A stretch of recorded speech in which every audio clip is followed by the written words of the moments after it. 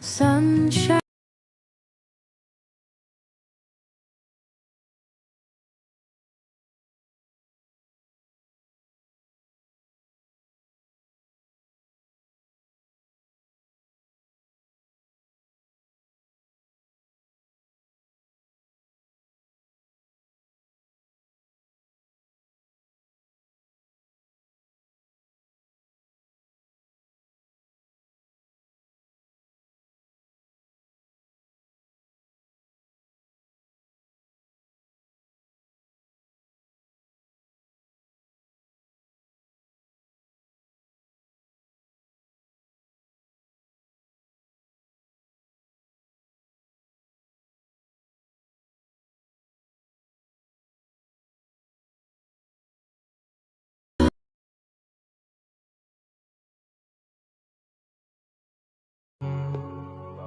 Бақытты сәттер ғана есте қалар кез.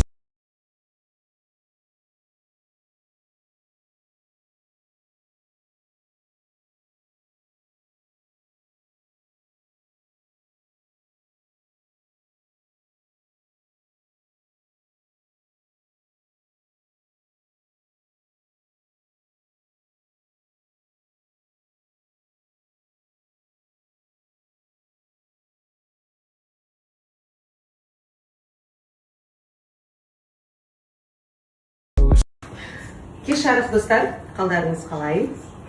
Дүйсенбі, аптаның басы. Неге қиын осы? Деп шығады бәрі. Негізі бізге ол қиын емес. Қазір каникул, балалар үйде, оның үстіне сезім келгелі.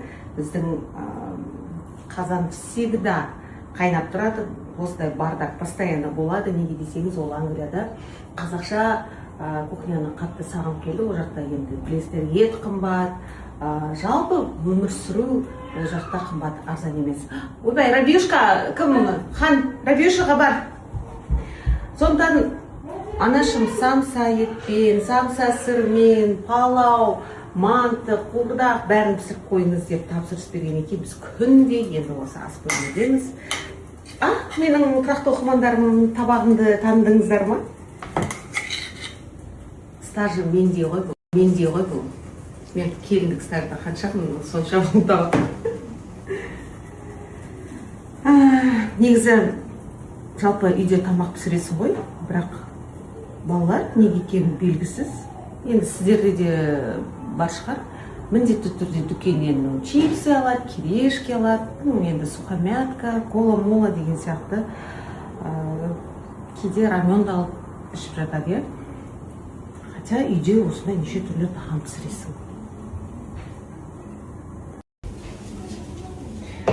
Достар, тамақ демекші, жалпы көшеден тамақ жеудің қауіпін өздеріңіз де білесіздер.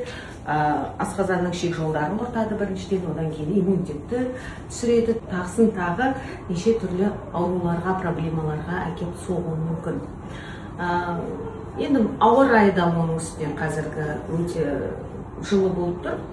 Алдамшы, таңертең кешке салқын болады. Сондықтан да біздің үйде бөпе болғандықтан балалардың, өзіміздің денсаулығымызға аса бір қамқорлықпен қараймыз. Бөпешкамызды аман есен өсіріп алсақ деген ниетіміз бар. Ау, Мама, достала кофе. Достар, не достал? Сезёкаға да. Жрешь? Жарю. Вкусно? Вкусно. Очень вкусно.